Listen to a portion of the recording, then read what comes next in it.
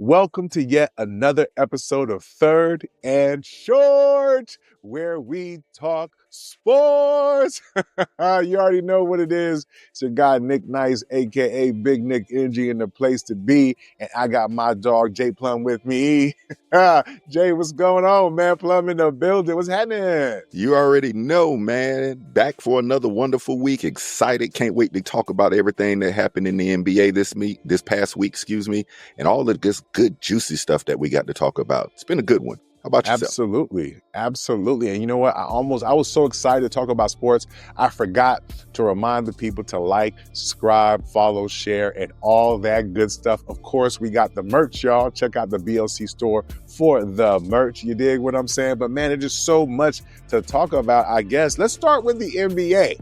Right? Because with the NBA, man, the first round is already over, man. So what are some of the main stories, the main things that caught your attention at the end of the first round? Man, there's a couple of things that we got to look at the first round. Let me start here. As a dear Miami fan, I got to tell Pat Riley, it's time to step down. Between the ass whooping they took and the way that people are no longer coming to South Beach right now, I think it's a big issue and something they definitely need to look at. So that's one of my big takeaways from that loss to the Cavs in that playoff series. Second thing that I can tell you that I want to look at is OKC is must-see TV. And I guess we're going to get a very good understanding of that with this second round playoff matchup that they're getting ready to get into. I also found out or believe that Denver ain't done yet, just like we just talked about with their matchup coming up. And Golden State, for now, seems to be playing with house money, especially with Jimmy Buckets back and the way they were able to claw out their way in that 7-game series. What about you? What are your takeaways from the first round? I mean, listen, I know you love Miami, so I'm not mad at you for going there right at the top, right? But I mean, it's not like Miami was expected to do a lot. They traded Jimmy mid-season, right? And I get that things didn't work out with Jimmy. I mean, and I get that there has been some issues in getting free agents there, but Miami has done a pretty good job. I mean, they were in the playoffs despite all their challenges. So I don't know. That sounds a little premature. I don't know, but I do understand the whispers. I mean, I don't know. For me, the most intriguing one for me was Golden State, right? Starting with them. I mean, being in the 7th position, right, where people talked about going into the playoffs, if they were to land at this position versus facing, say, the Lakers, right, would they be able to kind of advance? And honestly, I think it worked out very well for them because ironically, as I think about Golden State, had they finished 6th, I think it's very possible that the Lakers would be the one moving on to the second round, right? It's funny how that works out sometimes in the playoffs. It's all about matchups. So because the Golden State Warriors ended up losing towards the end of the season, getting the 7th seed, there they go in the 7th game on the road against a much younger team, right? And being able to pull it out. So yes, right, that was certainly intriguing to me because with Jimmy being added in the middle of the season and how they improved, it's hard to really know exactly which Golden State who are they for real? Yes, we understand the impact of Jimmy, but they haven't had a full season. And yes, they are getting a little bit older, but to me, they're very intriguing. Also, the thing I thought about too was, you mentioned it earlier, was Denver is not done. You want to talk about change throughout the season? I mean, their head coach gets let go before the season is over. They change the front office or the management. And so everything. I don't know if whether or not the leadership thought that this is exactly what this team needed in order to be energized, to be able to move forward. So I really feel like, especially, we'll talk about this a little bit later, but I wouldn't sleep on Denver right now when you talk about having the MVP and Joker. So I think for me, they reminded me that they're a dangerous team and that despite the challenges that they're facing right now, you know what I mean, that they may still be like a dark horse, even though maybe they shouldn't have never been in the first place. Those are the first things that I think that stand out to me the most. Coincidentally, they're in the West. Well, you know, a lot of people say the West side is the best side in a lot of different ways. So speaking of which, I mean, we're wondering about a couple of different things also in that West matchup. Most importantly, is Ant-Man the new Sandman with the way he's knocking people in and out of these playoffs? So that's a big thing that I took from the first round. Indiana is right on pace and outpacing the rest of the class of the league, including who they're playing now, I believe, is the Cleveland Cavaliers in that first round. Beantown, still title town, the way they're looking. And I wonder if it'll be blue and white skies or blue and white sides for those New York Knicks. You know, it's funny. This is a great opportunity for me to poo-poo on LeBron. I mean, listen, like I said before, last episode, and even on the other VOD, I talked about how the Lakers would not move forward. But listen, you know, I'm maturing, you know, from week to week. And I really feel like maybe because we're, you know, moving on to the next round, that you're right. The way that Ant-Man was able to show up for most of the series, because that last game, he really didn't necessarily. I think his team showed up around him. And I think what it really exposed was matchups again, right? Now, granted, I do think this is going to be interesting. We'll talk more about that. But I like the narrative around here comes Ant-Man. He took out KD, but KD wasn't really competing for nothing. He took out LeBron. I mean, I knew LeBron wasn't going to make it, so I get it. Right now, he has a chance to do what he does. But in the last season, that last game, though, I really didn't like it for Ant-Man. So I do think he's probably going to need a little bit more time. I think we're so ready to put a crown on him. And I think because he did it against LeBron. But I mean, listen, LeBron had an MCL injury, right? So that's one of the reasons why maybe he ran out of gas. Maybe he was a cramp. Who knows, right? I mean, I'm just like, that guy. come on with the injuries after the fact. I mean, I get it, but Jesus Christ. Yeah. But also to your point, though, like, you know, because we had the sneak peek with Indiana Pacers and seeing how that team is playing and Tyler is playing, and how he was voted as like the most overrated player. So this is a chance for him to prove himself against a team that honestly with the Cavs, we'll talk again more about that. But honestly, going back to how he handled things with Giannis, I saw how he drove into the lane and won the game. And so I'm interested to seeing him. Does he take another step? I'm not gonna lie to you. He gives me corny. You know what I'm saying? He gives there me seems corny. to be a lot of that going around the league right now. There's nothing wrong with corny, right? I'm just saying, like, he gives me like that guy who's always had a chip on his shoulder. He wasn't always the cool. He went from Steven to Stephon at some point in his life. You know what I'm saying? He might still be going through that transition. So I see the way that because the way his father showed up too, right? So anyway, that's all old news. But I'm saying that the way that I think they played against them and the way that he showed up and the little preview, yeah, I'd be interested to see what's up with him, man. For real. But, you know, speaking of which, let's talk about it a little bit, because we are now, I believe, officially in the second round with these matchups. And to your point, with Tyrese Halliburton, not only is it all the things that you mentioned, it's also the fact of going back to the Olympic team. A lot of people had a lot of feelings about him being on that team in the first place. And the fact that he didn't really get to play, to do anything, people were sitting there saying, oh, he never deserved a spot. He wasn't good enough. He should be. I mean, they were mad at him riding the bench. Now, you got to be some kind of either bad or there's some kind of jealousy for somebody to want to hate on you just for riding the bench. So for me, what I'm looking at is that chip big enough to become a boulder and be able to use that to firepower to knock off the Cleveland Cavaliers, who looked stupendous thus far, including against Miami. But then again, to your earlier point, that's Miami. But now they're facing a different foe who, by the way, is more battle-tested than they are, because, again, Indiana last year was in the conference finals. Cleveland has not had that experience yet. So I'm very, very interested to see how that plays out as well with the star power on the court. Yeah, I mean, but that's the thing, right? I mean, so I do think this is a series set up for Tyler to ball out a little bit because, I mean, I know, like, Cleveland is vaunted and taunted, or what's the word? Not even taunted, like touted as like being this really good team because of their record. But who are they exactly? I mean, we wouldn't really know because the NBA and the TNT and the powers that be didn't really care to show us a little bit because they're in a smaller market with like a medium star, for real. No knocks to Donovan, right? He's balling, he's doing his thing. But listen, man, the people want star power, right? And maybe a little bit more height.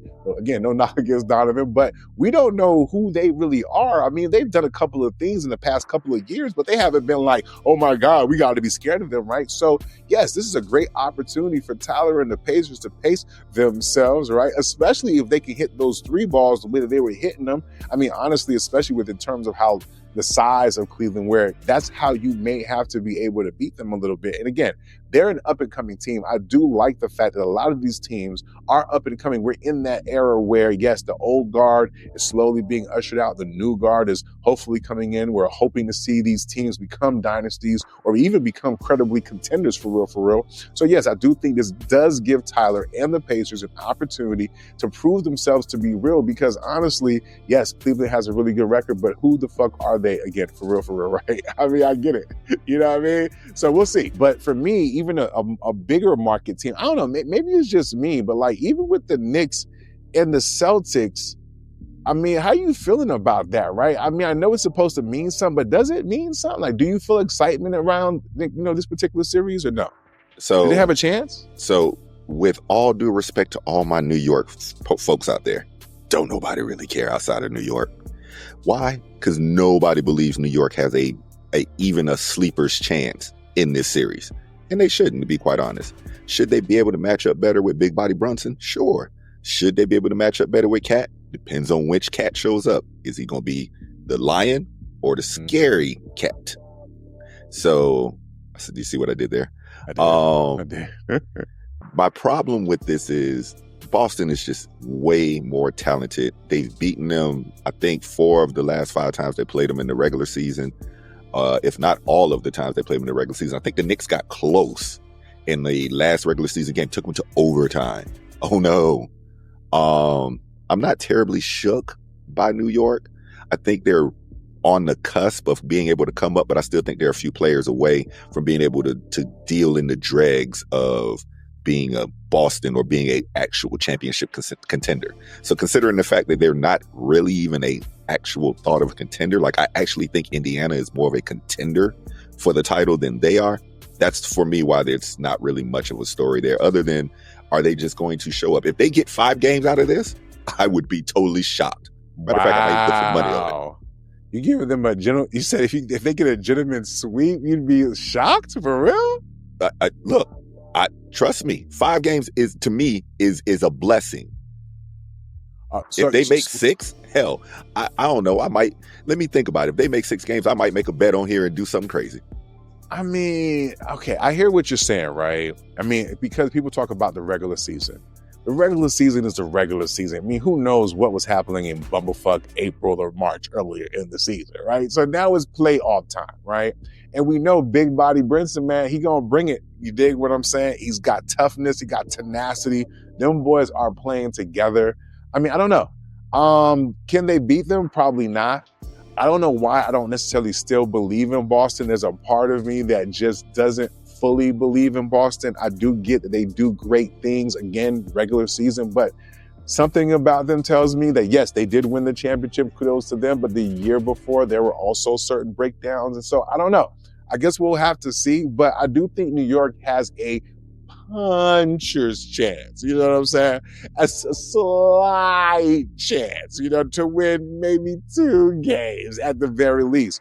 Unless injuries happen, then all bets are off. But the thing to me, though, in bringing it back to me, the star power here, this is when the stars are born, right? So I do think Tyler Brunson has an opportunity to prove himself to be that guy also, right? And that's why I feel like, yes, the Boston Celtics are champions, but I'm not scared of their number ones, to be honest. Their number ones don't pump no fear in me, for real. And I don't know that it would in Big Body either, right? And I think if he has the tenacity and the will, I don't know. It's a puncher's chance, but I'm saying they got a chance. I hear you. The only thing I say is, yeah, Brunson is going to show up. But the problem is everybody else. Again, is Cat going to show up? That's my big question surrounding this team, because he's played well in various moments, but then when they've also needed him in some of the bigger moments, he's not shown up, and he's been prone to do that, which is why they shipped him out of Minnesota in the first place. You see how Minnesota's doing this year. Speaking of which, that matchup in that series, man, that is something that is going to be some fireworks. I mean, we talking Steph, we talking Ant-Man, we talking legacies, we talking champion killers and all of this other stuff. This one is juicy with so many different storylines to go through. What's your feelings and takes on that Golden State Minnesota matchup? I'm kind of torn, if I'm going to be honest, right? Because on the one hand, I kind of root for Golden State, like the elder statesman. I mean, I like the style of play. I like Jimmy. You know what I'm saying? I like Steph. I mean, there's a lot to like about this team. Draymond, right? I mean, to me, they're the last vestige of a dynasty. I would love the storylines if Steph were to win another championship in terms of this generation and where he stands amongst the pantheon of greats, right? He's just continuing to add to his legacy the longer he plays into the playoffs. So I think you have that. And then on the other side of it, right, you clearly have Ant-Man, whose style of play resonates with me, right? I mean, the brother balls, the swag, the way that he moves.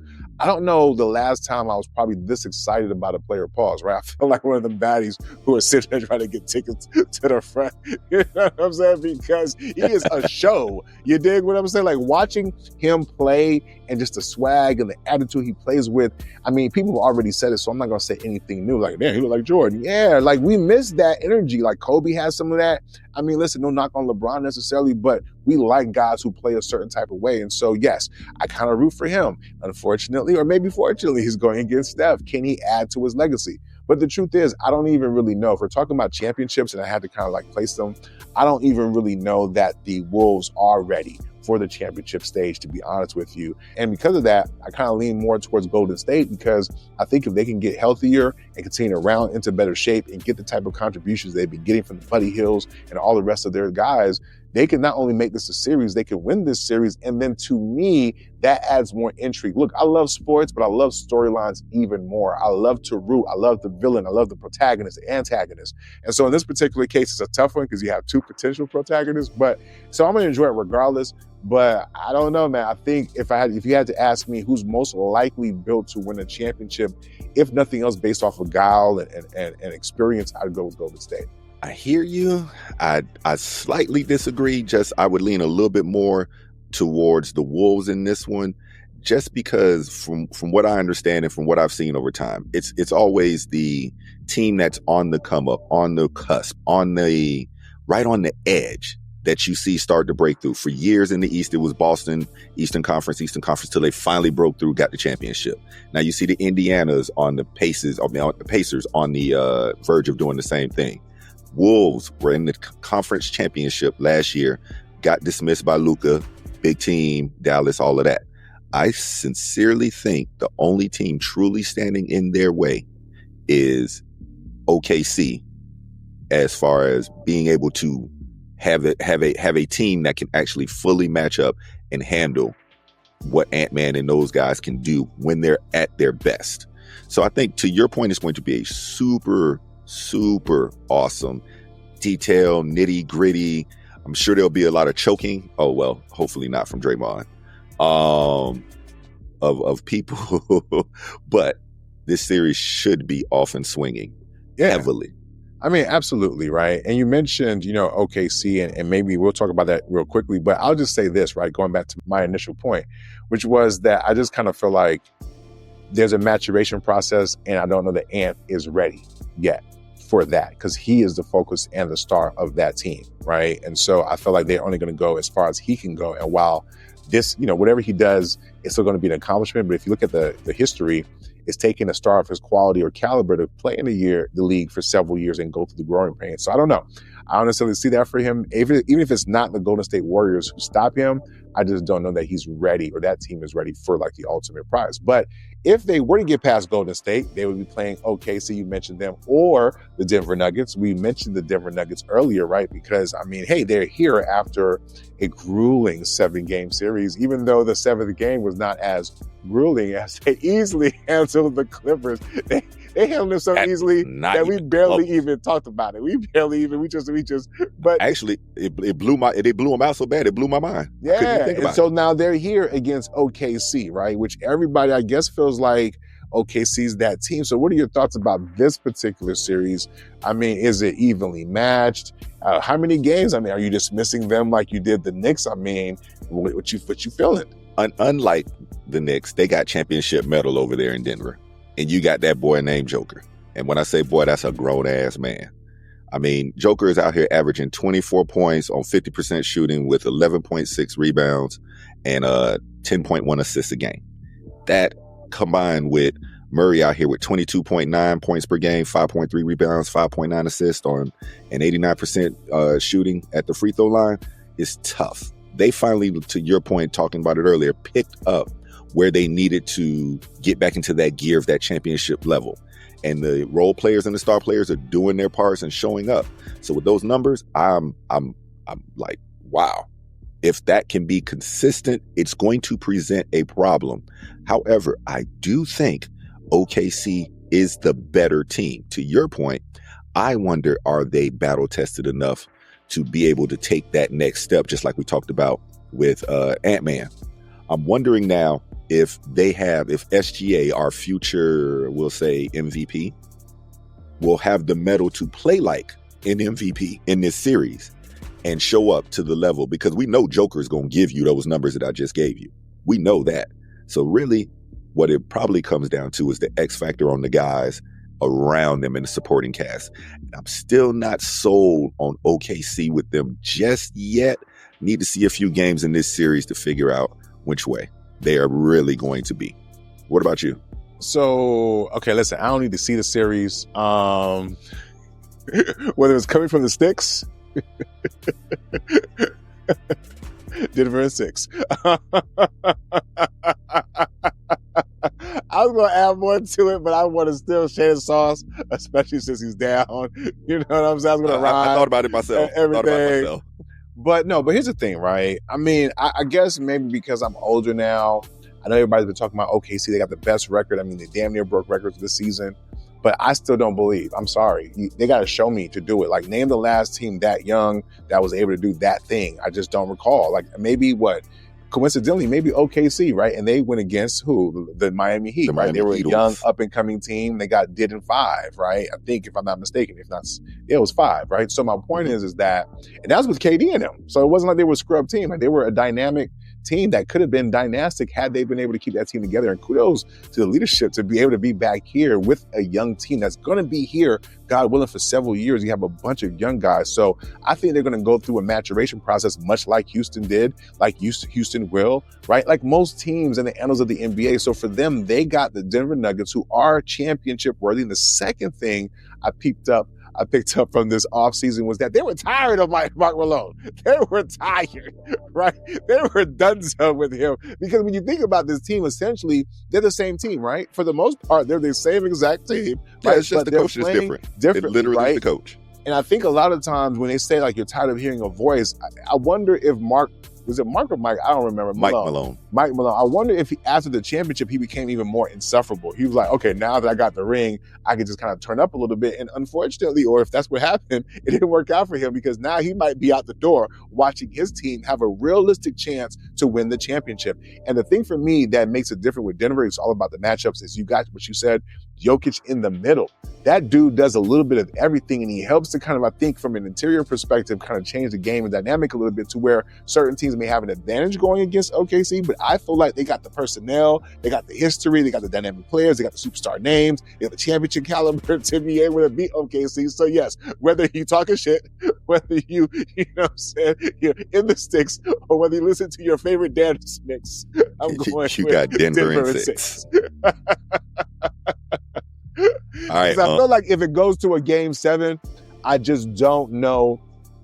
To me, if Denver stands a chance at winning this series, for real, I want to see them do it in 6. I just don't know if they're ready necessarily to do it in OKC in 7, because by then OKC would have probably gained enough confidence, and with them being able to have those young legs and that energy in that building, if I am Denver, I want to try to get this done in 6. If it's 7, then I can see OKC getting their asses whipped in 5 going against the team on the eastern side. But go ahead. Hey, I am not mad at that. That's actually not a bad call when I think about it.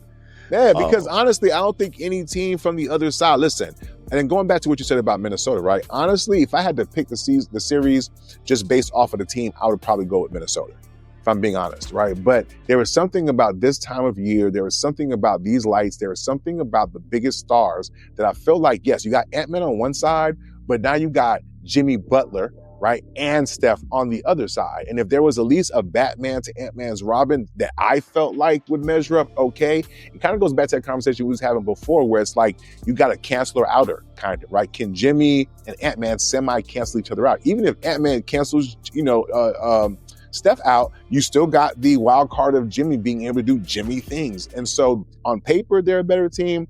But for me, that experience goes a long way this time of year. And so the teams that have the more experience, I'm more likely to lean with them. We shall see. But Sure. speaking of which, and big star power, there's been a lot of talk going on about the future of two of the biggest stars from the championship team down there in Boston. What are your thoughts on the potential? And again, I say this very gently because there is nothing reported, there's nothing stated that this is going to happen. But there seems to always be a conversation or potential thought about Jalen Brown being the guy that they're going to, I guess, ship out if they have to from Boston. Yes. So listen, for the people who may not be aware, right? So recently the Boston Celtics got bought for like $6 billion, right? So you got to imagine the person, right? I think it was like a hedge fund or whatever, big money person, right? Came in, bought the team for $1 billion. Now their payroll is ridiculous. Right? I believe reported numbers was, for example, that they might even pay over $400, maybe $500 million in payroll. Meanwhile, I believe their revenue is around $450 million, right? So the point is that people are talking about as new ownership, you're coming in, you have this bloated payroll. How do you trim that down to become profitable? Because listen, this is a business. You get what I'm saying? At the end of the day, I get it, championships, we're sports fans and all that, but the owners and the people who run these teams and all that, this is a business. Right? Now, to be fair, the other side of that is that when you're in championship window season, oftentimes teams will go in to the luxury. But unfortunately for Boston, from what I understand, they're already the second apron. So that's where it becomes very cost prohibitive. So this story comes from the fact that just financially speaking, the people with the wherewithal understand that this team right here is not most likely going to be the same team that you see next year. So when people bring up Jalen Brown, why do they bring him up? Well, he's one of the two highest paid players on the team. If I'm not mistaken, somewhere about $50 million, okay? Because the way it works, just real quickly, when you start getting into the apron, you get taxed, like I think $1 for dollar initially, then it kind of gets multiplied. So for every dollar that you go above. So long story short, when you're trying to get rid of payroll, you might look at the person who's making the most money, but they have a roster damn near, if you look at the amount of money they're paying people, you would think it's like an all-star team, right? Because Drew Holiday is getting paid $30. What's the tall white boy? He's going on his second year. I forgot his name just off the top of my head real quick. I want to say Karolinko, but I'm so wrong. You look like the dude from the Rocky movies. If he breaks, he breaks. If he dies, he dies. Let me not do Drago like that. Right, but I'm saying like, so that's why, just giving some background. So the question I'll turn it back to you though, Plum, is that I think the math makes sense in terms of why people will look at either Jason or potentially Jalen. But the question I have for you though is, if you were them, let's start from an easier perspective. If you were the new ownership, what would you do or how would you approach shaking up this roster? And would you potentially move a Jalen or a Jason in order to do that? It'd take a lot for me to break up this duo that I've had for 5, 6, 7 years, finally gel, get together, learn that they can play together. Yes, you're talking about $600 million between two players of just money. That's a lot. But when you think about that setup, you got two alpha dogs on one team that can really coexist with each other. If that's the case, man, I am selling the farm. I don't care. Porzingis. There we go. Holiday. Everybody else on the roster can go. You can build around those other two. For me, it's too much talent to give away unless you're getting somebody in return like a Victor Wembanyama or something of that nature, which no team is going to give up anything or any capital that size. I mean, then we did just see Luka get traded, but then we also saw why. I don't see a reason to get rid of either one of them when you could just rebuild around them. However, we know how this game works. And again, to the money factor, somebody's going to get traded. And me personally, if I had to, the only reason I think people lean towards Jalen Brown more now is basically because of maybe some knee issues that he suffered recently, that they're starting to wonder if he's got any health issues on that. But if you're talking game for game, I don't see a reason why you would even lean in his direction, to be quite honest. I mean, okay, can we keep it a buck real quick? Because first of all, let's keep it a buck, okay? the reason why people would consider moving him over Jason Tatum, I'm going to get to that in a second, but let's talk, I got you teasing a little bit before I can just give it to you right now, right? So I do agree that I think two things are going to happen. Number one, they are going to break this team down. Porzingis is cool and everything, but to me, it's like, okay, he's a luxury to a certain extent, right? Because he's going to probably command a certain amount of money to, and I mean, do you really want to pay that? Between him, Drew Holiday is getting older, right? So I think you can probably maybe find you somebody that's serviceable in that position to a certain extent. So I do get, hey, we can get rid of other people, but rebuilding isn't the easiest thing. Sometimes you got to give up a major piece in order to give you the kind of pieces that you would need in order to have a long-lasting rebuild. Now, also keep in mind that, listen, if I just won a championship one time and then maybe two times, I get that maybe for the third year that's running back. The minute you lose, we breaking this thing on down, right? So it may not happen next year. But if you lose this year, though, then it opens the door for things to be moved. And here's the thing, right? Listen, Boston is not the most progressive city, does not have the history of being the most progressive.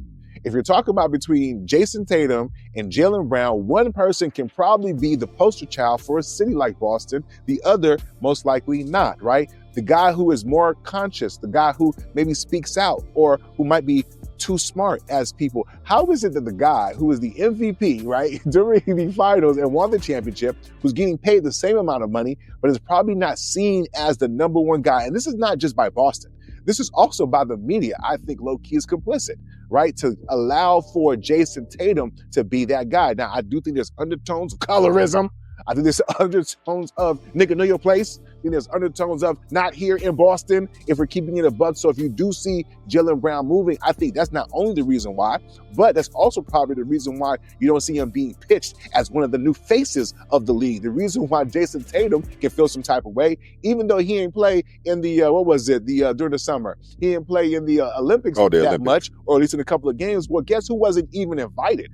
Right? Was Jalen Brown even invited? Should he have not have been? Right? So let's there was discussion around why he was left off as well. So absolutely. So to me, when you look under the hood, or if, I don't mean like a KKK hood, even though technically if I was a rapper, that would be a bar. But the point is, when you look under the hood a little bit, there's some subtleties in terms of why Jalen Brown is not being seen as a future face of the league. And yes, it's mighty convenient that, oh my God, he has knee issues. I mean, they've been hurt throughout their earlier parts of their season. So somebody to make it seem like, unless it's chronic, unless it's something we don't know about, okay, he's going through a little patchy patch, right? But the truth is that might be subtext, but then to be able to say, hey, he's the guy that's available right now for any team, and I don't know that I can necessarily be mad. But to your point, if you can call a thing, maybe they won't do it, but our job is to say, hey, man, I smell something a little fishy here. You know what I'm saying? And I think that's exactly what's going on with them. So mark my words, I do think if they lose this year, that team is going to be broken down, and I think one of those stars are going to be moved. And if I'm being honest with you too, low-key, if I'm Jason Tatum, I'm okay with that. Because it's hard for me to become the guy on the team when I have another guy who, to your point, might be equal in terms of value, in terms of playing style, in terms of his abilities. So if I really want to become the man, if I really don't feel like I'm getting the kind of respect, well, then maybe I need to really make this my team. And Jalen Brown don't sound like the type of brother who's going to sit there and step to the side just to allow you to do your thing. So yeah, maybe low-key in a soft, non-way. It's like, yeah, how'd you feel about moving him? Hey, man, I understand the team got to do what the team got to do. You know what I'm saying? That's true. This is very true. You feel me? But listen, I mean, is there anything else on this particular story? Because this last story we're going to talk about before we get up out of here is Bill Belichick for a shorty who's like 24 years old. You know what I'm saying? Apparently during an interview, by now everybody's talking about it, but by now, during the interview that he had, I believe, with CBS Radio, Bill Belichick was... CBS Morning News. CBS Morning News, my bad, I misspoke, right? So boom. And then they asked him, like, so how did you and Shorty meet? Shorty's like, whoa, whoa, whoa. So that's how she kind of became into the lexicon, if you will, right? Like, now we know about her because that clip went viral. And then, of course, on the heels of the Shannon Sharp situation, people are looking at the age difference. It's like, damn, who is she? Turns out, low-key, she might be his boo thing, who might be also doubling as a publicity person, a press secretary person, a real estate person. Like, she's doing a lot for your boy, right? And lastly, he just got the gig not too long ago to be the head coach of the University of North Carolina, where he hired his sons to get a chance to nepotize their ways to getting a head coaching job in the future. I'm sure that girl is probably too young even for a son. But anyway, But what are your thoughts about like the double standard, right, between Bill Belichick and Shaq? What are your thoughts about this whole thing, fam? It's so much.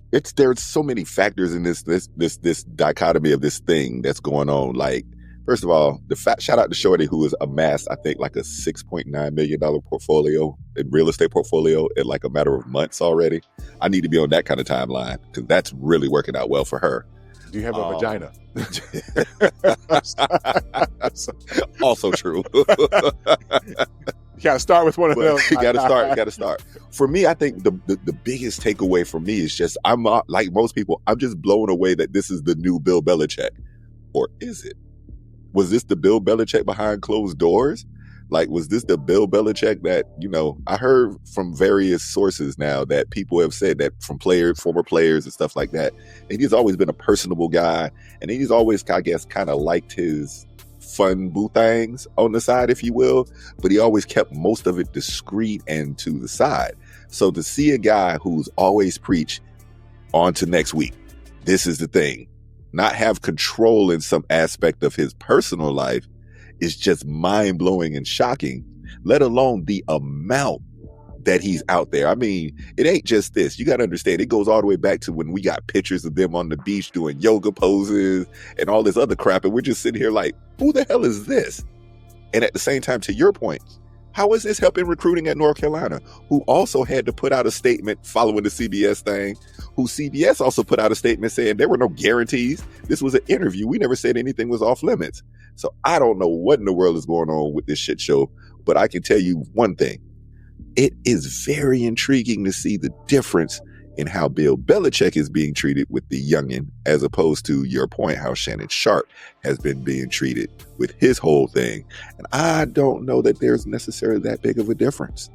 Well, there is. I'll speak to that just real quickly. There is, because the young 24-year-old lady is not suing Bill Belichick. She seems to be arm in arm. Now, if she were to file a suit down the road, then yes, I think we'll see at least some tinge of the vitriol, because she looks like she's not only willing, but she's there in various capacities. But, the thing is, if I remember correctly, Bill Belichick was divorced in 2006. So homeboy has been free or single for the most part in 20 years. And we haven't really heard, a lot about his personal life in those 20 years, right? And so he steps away from the NFL, or he's kind of pushed away from the NFL, and he finally lands in the opportunity in college. So good for him, especially it being his swan song. And so now he's on his book tour, right? He's like, hey man, I'm outside, about to make it do what it do. This is not the first time that they've been seen publicly, to your point, but I do understand where Bill Belichick is coming from, right? I want to, even when it was the whole Shannon Sharp thing, right? For me, I don't judge people. Like, I try not to, because I don't understand. I don't know the details of what they got going on. Right. We assume that a person being a certain age means a certain thing. We don't know.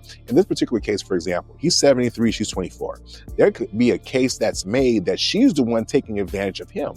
Agreed. Right? Versus it being just him taking advantage of her, right? Because unfortunately, as people get older, their faculties and stuff like that, right? So to your point, he's done such a good job of being buttoned up. But in this environment, though, he was sitting down for an interview for a book, right? So maybe this was like outside his wheelhouse. Shorty was like, hey, we're going on to chapter 3, right? She didn't say it like that, right? She stepped in and said, no, we ain't talking about that, because old boy was asking a personal question. Right. And so I just think that, like, people want to jump to the age thing. Yes, it's not my type of time. But if I'm being honest with you, I can't tell you at 73 what I might feel like.